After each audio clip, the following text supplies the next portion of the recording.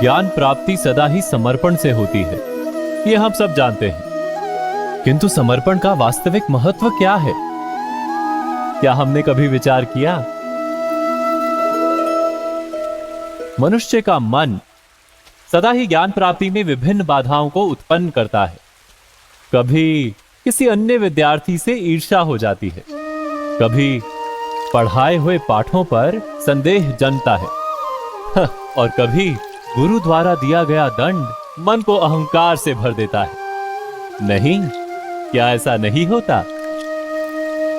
न जाने कैसे कैसे विचार मन को भटकाते हैं और मन की इसी अयोग्य स्थिति के कारण हम ज्ञान प्राप्त नहीं कर पाते। मन की योग्य स्थिति केवल समर्पण से निर्मित होती है। समर्पण मनुष्य के अहंकार का नाश करता है। ईर्ष्या, महत्वाकांक्षा आदि भावनाओं को दूर कर हृदय को शांत करता है और मन को एकाग्र करता है।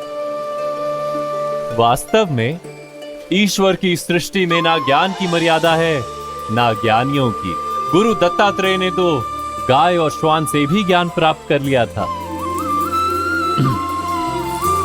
अर्थात विषय ब्रह्म ज्ञान का हो या जीवन के ज्ञान का या गुरुकुल में प्राप्त होने वाले ज्ञान का, उसकी प्राप्ति के लिए गुरु से अधिक महत्व है उस गुरु के प्रति हमारा समर्पण। क्या यह सत्य नहीं? स्वयं विचार कीजिए।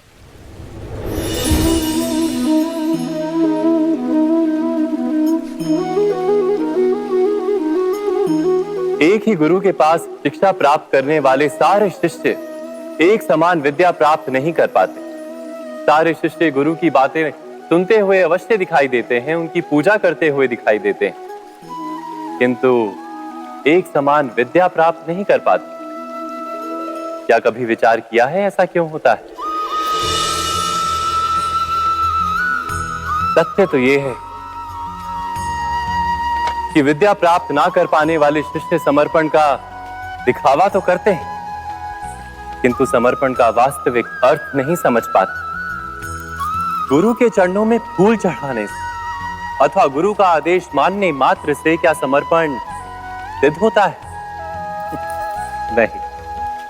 समर्पण का वास्तविक अर्थ है जब गुरु के प्रति मन में कोई संदेह ना रहे, गुरु के मुख से आदेश निकले उससे पूर्व शिष्य उस कार्य को पूरा कर दे।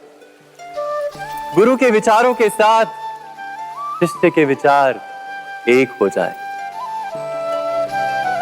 शिष्य जब तक अपने गुरु में ब्रह्मा, विष्णु, महेश इनके रूप ना देख ले, तब तक उसका समर्पण सत्य नहीं।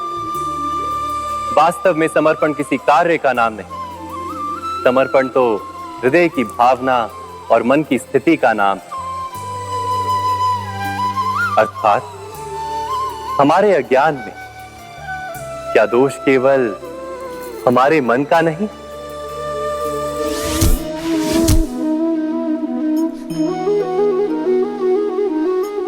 श्रेष्ठता का क्या अर्थ है? श्रेष्ठता का अर्थ है दूसरों से अधिक ज्ञान प्राप्त करना। अर्थात मूल्य इस बात का नहीं कि स्वयं कितना ज्ञान प्राप्त किया, मूल्य इस बात का है कि प्राप्त किया हुआ ज्ञान अन्य लोगों से कितना अधिक है।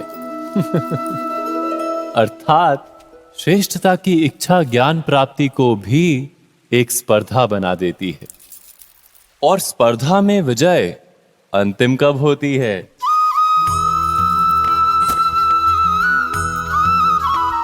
कुछ समय के लिए तो श्रेष्ठ बना जा सकता है, किंतु सदा के लिए कोई श्रेष्ठ नहीं रह पाता। फिर वही असंतोष, पीड़ा और संघर्ष जन्म लेता है। किंतु श्रेष्ठ बनने के बदले यदि उत्तम बनने का प्रयत्न करें तो क्या होगा?